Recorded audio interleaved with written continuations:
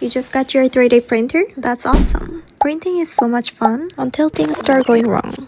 Here's what happens if you ignore the printer. For example, dust on the carbon rods causes friction, wearing down your machine every time it moves. If the screws are dry, it puts too much stress on the motor and shortens the printer's life. And of course, low maintenance ruins your print quality. I know maintenance can feel overwhelming and complicated. So today, I'll show you easy maintenance tips made for absolute beginners.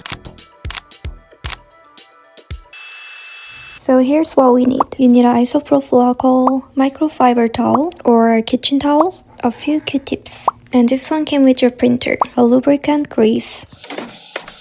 And I'm also gonna print a little tool to help me spread it better. First, detach the AMS from the top. And I'm gonna clean off the dust from the printer's exterior. And turn off the power. I have to clean inside. I've seen a lot of people use air duster for the inside, but since I don't have one, I'm gonna use a paper towel to clear out all the dust. Next, I'm gonna clean the fan. Make sure to hold the blades and use a Q-tip dipped in alcohol to wipe between them.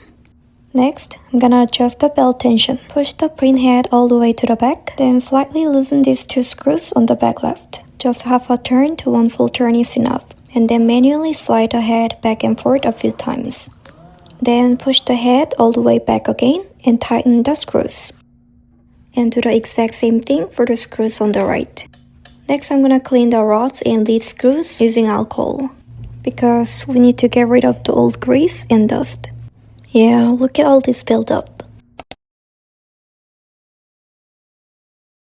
Today, I'm just gonna apply the grease that came with the printer to the lead screws.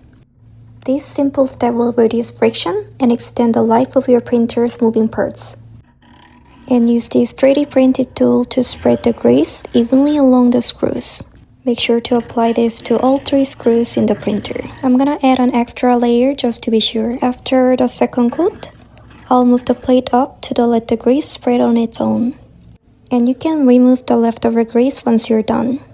Okay, lastly, you can wash the build plate with dish soap. It's a simple way to make sure your prints stay put every time. You can also use alcohol to wipe down the plate before printing for better adhesion. I'm just gonna give it a quick wipe and let it dry.